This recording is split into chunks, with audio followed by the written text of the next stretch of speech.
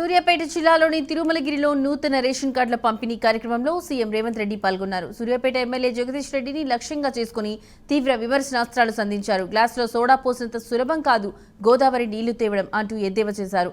Congress party రాబోయే 10 ఏళ్ల పాటు తెలంగాణలో అధికార పీఠంపై ఉంటుందని సీఎం రేవంత్ రెడ్డి అన్నారు. త్వరలో జరగనున్న స్థానిక సంస్థల ఎన్నికల్లో బీఆర్ఎస్ పూర్తిగా తుడిచిపెట్టుకుంటుందని ప్రజలకు పిలుపునిచ్చారు. నేను ఈ వేదిక మీద నుంచి ఒక్క మాట స్పష్టంగా చెప్పదలుచుకున్నా. ఆశపడుతున్నోళ్లకు వంట పెదాలంట ఊగులాడుకుంటూ ఉంటాయి, కింద నక్క కూర్చొని ఎదురు చూస్తుందంట వంట పదాలు రాళ్ళు పడితే ఎత్తుకొని ఉరుకుదామని. ఇవాళ బీఆర్ఎస్ వాళ్ళు కూడా గట్లనే ఇంకొస్తుంది మాకు అధికారం అని వాళ్ళు ఆలోచన చేస్తారు. 94 నుంచి 2004 2 సార్లు టీడీపీ అధికారంలో ఉంది. 2004 నుంచి 2014 వరకు 2 సార్లు కాంగ్రెస్ పార్టీ వైఎస్ రాజశేఖర రెడ్డి నాయకత్వంలో అధికారంలో ఉంది.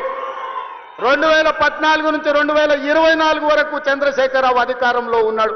2024 నుంచి 2034 వరకు కాంగ్రెస్ పార్టీ కార్యకర్తల అధికారంలో ఉంటారు. 10 ఏళ్లు తెలంగాణ గడ్డ మీద కాంగ్రెస్ జెండా రెపరెపలాడుతూనే ఉంటది.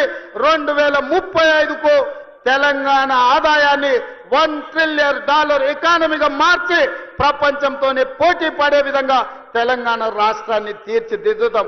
శాతనైతే మామొస్తాడో అల్లుడొస్తాడో బామార్దొస్తాడో బిడ్డొస్తాడో మొత్తం కట్టగట్టుకొని జాతంత వస్తుందో రాపో బిడ్డ మా కాంగ్రెస్ పార్టీ కార్యకర్తలు చూసుకుంటారు. మీరందరూ ఒక పక్కన నిలబడండి. ఇవాళ నేను అడుగుతున్న మిత్రులారా, ఇవాళ ఒక ఆయన ఎట్లొస్తాడో ముఖ్యమంత్రి అడ్డుకుంటా ఆయన గోదావరి నీళ్లు తేలేదు అని అన్నాడట.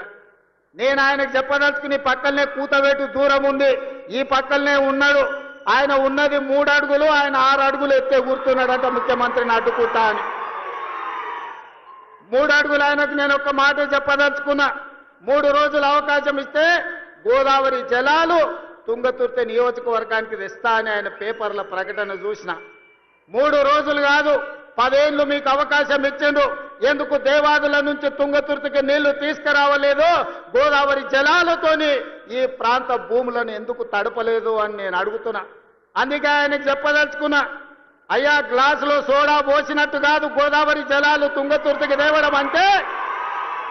నీకు తెలిసిన విద్య ఒక్కటే, దొరగారి ముందల చేతులు కట్టుకొని గ్లాసులో సోడా పోయడమే, కానీ నీకు తెలిసిన విద్య అంతకంటే లేదు. నీ ఊరు మండలం చేసుకున్నావు, మండల ఆఫీస్ అన్న తెచ్చుకున్నావా, ఎంఆర్ఓ ఆఫీస్ అన్న తెచ్చుకున్నావా, పోలీస్ స్టేషన్ అన్న తెచ్చుకున్నావా? 10 ఏళ్లు మంత్రిగా ఉండి నీ నాయకుడు ముఖ్యమంత్రిగా ఉంటే నీ సొంత మండలానికి ఒక ఎంఆర్ఓ ఆఫీస్, ఎంపీడీఓ ఆఫీస్, ఒక పోలీస్ స్టేషన్ తెచ్చుకోలేని సన్నాసివి ఇవాళ మా మందుల సామెలు తీసుకొస్తే సిగ్గుతో తల వంచుకోవాల్సింది పోయి ముఖ్యమంత్రిని ప్రభుత్వ కార్యక్రమాన్ని అడ్డుకుంటానని ఆయన ప్రగల్భాలు పలుకుతుండు.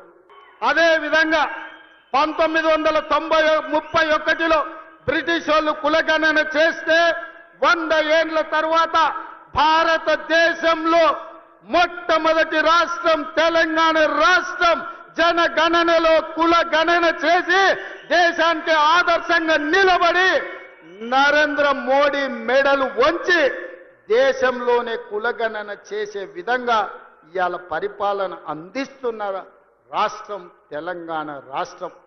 ఇదే కాదు, రేపు జరగబోయే స్థానిక సంస్థలల్లా 42% బలహీన వర్గాలకు రిజర్వేషన్లు ఇస్తామని మా నాయకుడు రాహుల్ గాంధీ చెప్పిండు. అక్కడి సూర్యుడు ఇక్కడ ఉదయించిన 42% స్థానిక సంస్థలల్లా వార్డు మెంబర్లు, సర్పంచులు, ఎంపీటీసీలు, జడ్పీటీసీలు, జిల్లా పరిషత్తులు, మున్సిపాలిటీలలో 42% రిజర్వేషన్లు అమలు చేసే విధంగా మన పరిపాలన కొనసాగుతుంది.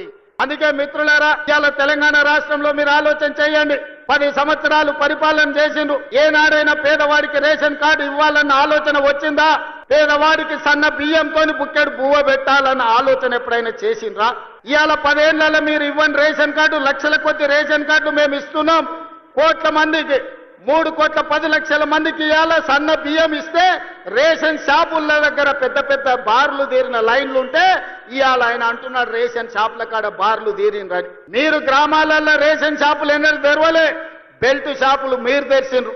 10 ఏళ్ల తర్వాత రేషన్ షాపులు తెరిచి సన్న బియ్యం ఇస్తుంటే ప్రతి పేదవాడు పెద్దవాడు రేషన్ షాపులో సన్న బియ్యం తీసుకోవాలని లైన్లో నిలబడి ఇలా లక్షలాది మంది కోట్లాది మంది సన్న బియ్యం తీసుకొని బుక్కడు బువ్వ తింటుంటే మీ కళ్ళల్లో నిప్పులు పోసుకుంటున్నారు. ఇది మీకు భావ్యమా అని నేను అడుగుతున్న వాళ్ళని.